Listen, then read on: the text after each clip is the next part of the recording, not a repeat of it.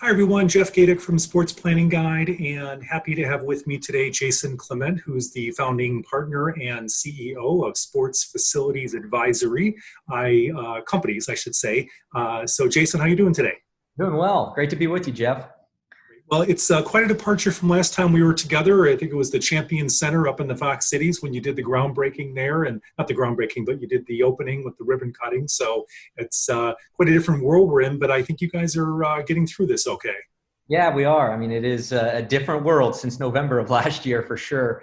But our venues are all on the reopening path here, and we're certainly seeing sports tourism do what it does and be the tip of the spear for those communities that are being allowed to reopen. So for those that are unfamiliar with your organization, talk a little bit about what you do. Yeah, what really we help clients achieve whatever their goals are relative to sports facilities. So we help with the strategic planning, the financing, the development, opening, and then management of youth and amateur sports. Our mission is to improve the health and economic vitality of the communities we serve. And when these facilities are done right and they're going right, they do just that, mentally, socially, spiritually, physically. They make a real impact on those communities in which they're located. And then the flip side to that coin is that you need to be sustainable financially, fiscally, scalable as well. And so we make sure that we're performing well in those operations and that we're setting up each of those destinations with an operating platform and a financial model that allows it to scale, for a long time. What's your footprint right now as far as number of facilities? Yep, we've got 20 facilities. Those are in 16 different states right now. So you can imagine it's not even post-COVID, middle of COVID environment, we're working with 16 different governors. And then when you drill down to each of the municipalities and local health organizations, we're busy. We're busy right now making sure that, we can reopen, or we're on a path to reopening in a way that's safe, it's healthy, it's sustainable, and then one in which we're able to deliver on that mission that, I alluded to earlier. One of the things that I saw come out from your organization that I was excited about was this back to play guide of how to reopen facilities. Being that you're working with 16 different governors and countless municipalities, how does something like that even come together where you can provide a blueprint? Well, we're really fortunate when you are in 16 different locations. We've got a large number of people who are really good at what they do. And so we were able to leverage our network of team members from, all of these different locations. And, we picked a very seasoned operator with a lot of experience to kind of chair this comeback committee. COVID comeback committee is what we called it. And we just, in that committee, and their general managers, their operators, there's corporate staff on that committee, a lot of different perspectives.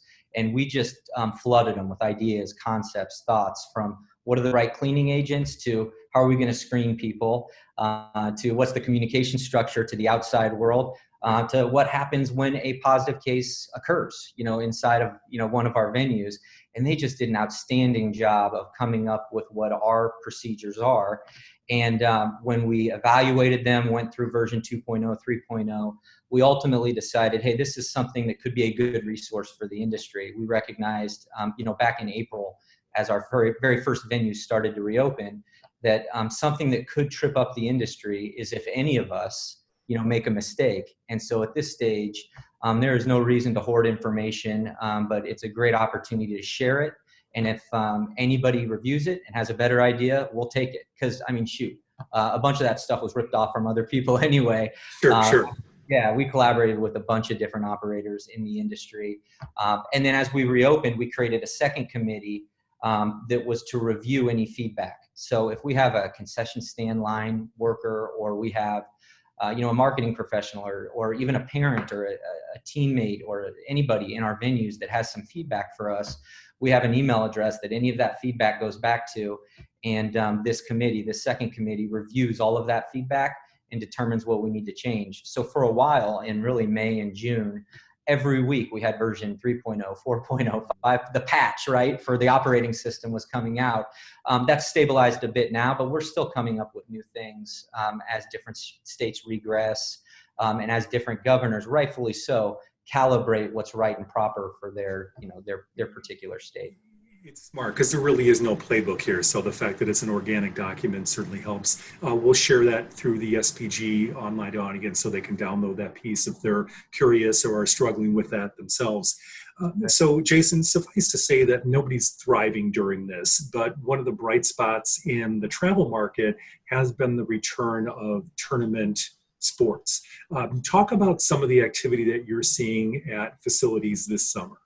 Yeah, it's been really encouraging, and especially when it first started, we recognized that the big national events were going to take a little bit longer. So we started with some local events, mostly on the outdoor space. We started with outdoor, and those very first events that happened for us in Missouri and in Florida and Alabama were just a real encouraging and affirming step that the policies and procedures we were putting out there were working.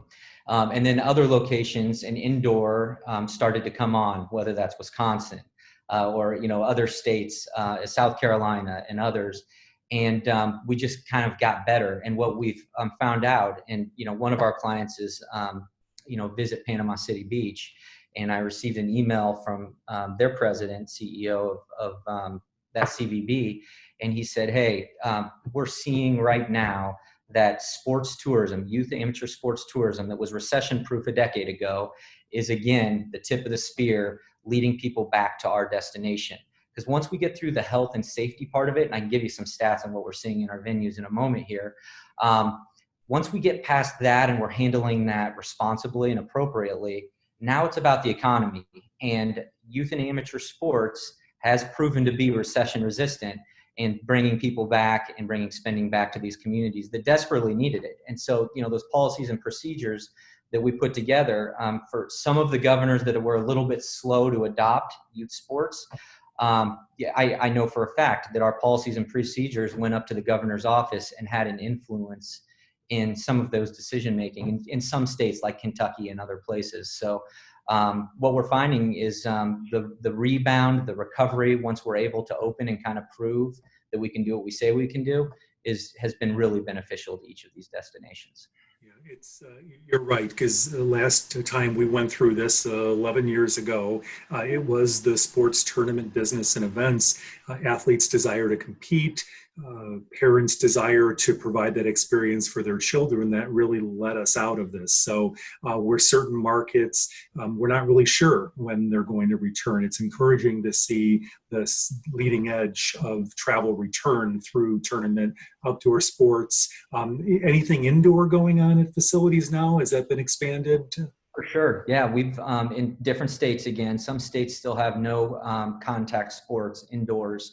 So basketball, as an example, isn't happening in some states, but many others it is. And basketball, volleyball, futsal, and even in some, some trade shows, local trade shows and whatnot are happening. And we've probably run, at last count, it's more than this now, but at last count, 120 plus events across our network. And in those 120 plus events, hundreds of thousands of people, coming through, we've had a grand total of 8 positive cases that we're aware of that have been a part of our venues. And of those 8 cases, 7 of them were adults. Only 1 was a youth participant. And again, tracing those 8 cases, we have yet to see any sort of expansion of it as a result of the events that we've held. So that means our policies and procedures have worked. I knock on wood, right? Because the minute you say something like that, something happens the very next day. But so far, as we know nationally, the youth have not been affected to the same degree that seniors are. So that's a good thing for our industry. And then as cases have been brought in, so even those 8 cases, they didn't, happen in our venue. We come to find out those parents or those coaches brought them in with them to the event. And then our policies and procedures for how we handled that once we became aware, so far have worked out that nothing has spread. So that is some positive news from our perspective. And one of the things, to get on my soapbox a bit, I wish is we could just get good data, unfiltered, without an agenda. I don't care what side of the political aisle you're on, that just allows us as an industry to make really good decisions. And we found that data that I just shared is, really encouraging if we can do things the right way. Everything, it seems, is being viewed through a political lens, and that lends itself to a difficulty in interpreting the real data. So I am very encouraged by what you said. So we've seen in some of the major professional sports adjustment of seasons. And is that working down to the amateur level? Are we seeing an active fall baseball season? And how does that change the landscape of sports facilities and what they've done traditionally?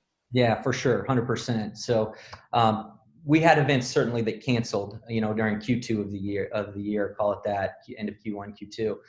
But a lot of them we were able to move for those event rights holders, and obviously it's to the benefit of the communities that we serve, into the summer, into the late summer, and even into the fall. So yes, traditional spring sports, we're going to see some of that played in the fall in different locations.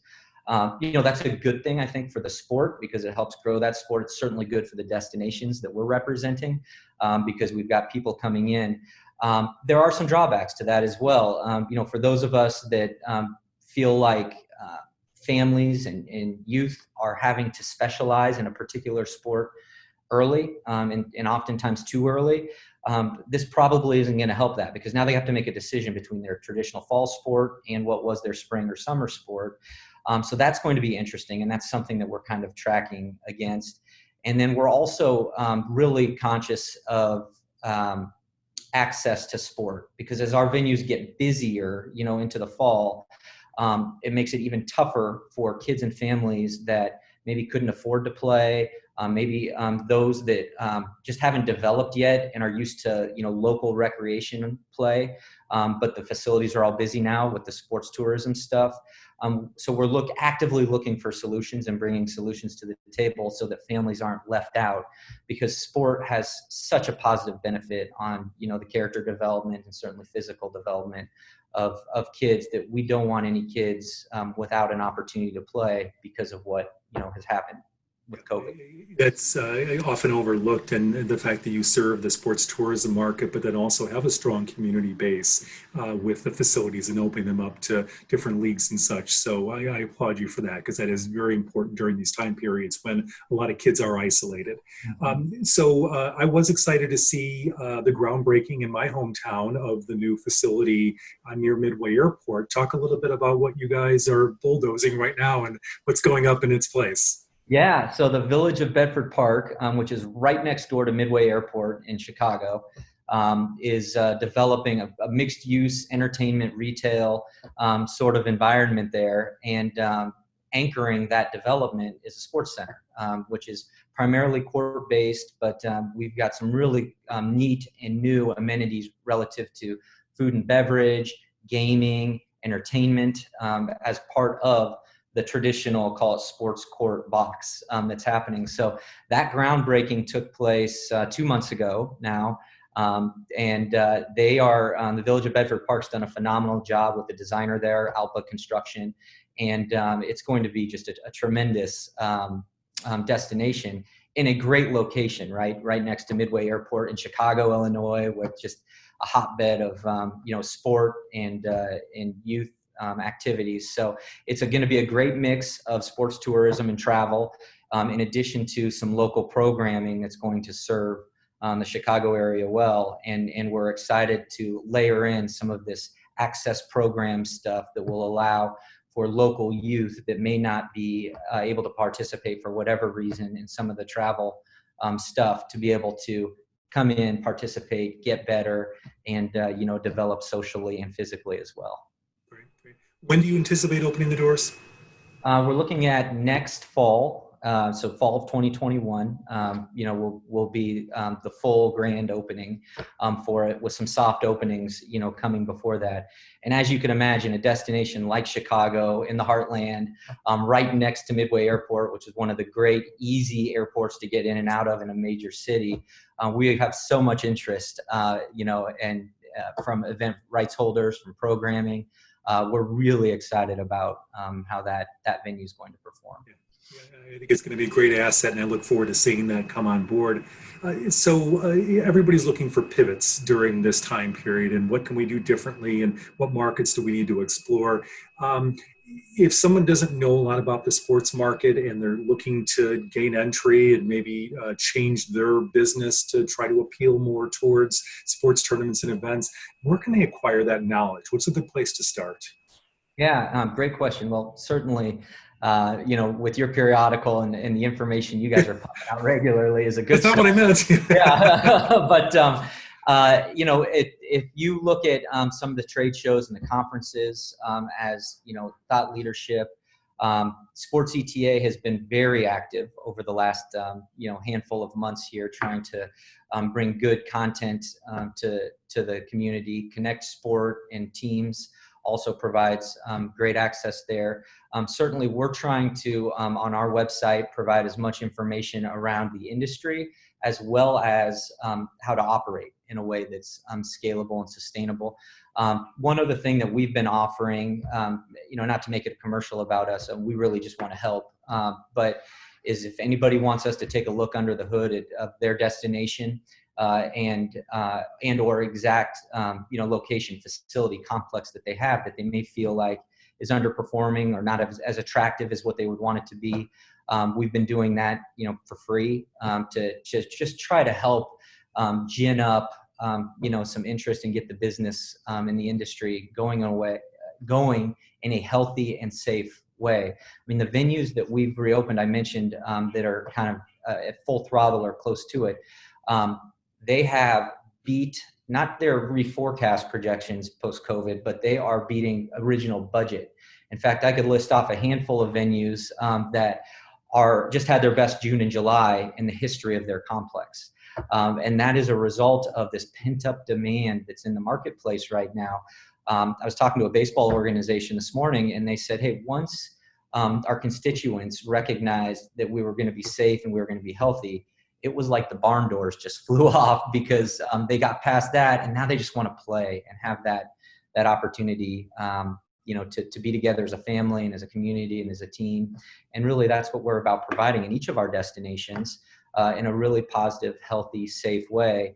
Just a great experience, and guest experience into the communities that are listening here. So again, that we have found really encouraging here, that once we're allowed to kind of reopen and do it in that safe and healthy way, it's just going to explode. I mean, our industry, depending on what numbers you look at, going from 15 to 20 to $24 billion, it's about to hit 30 in really short order here.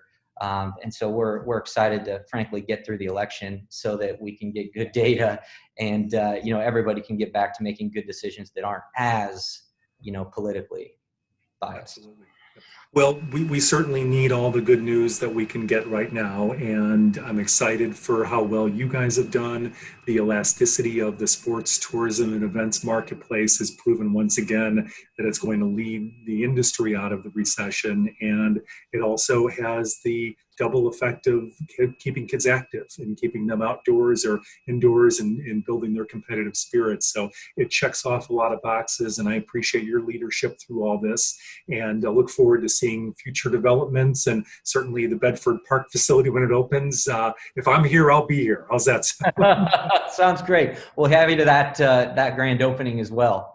Thanks for all you're doing for the industry as well. This type of information is, just critical for all of us to rally around, a thought leader, to drive towards success. I mean, the best is yet to come. There's no question about it. And thanks for your positive leadership. Thanks, Jason. Take care. Okay. Take care, Jeff.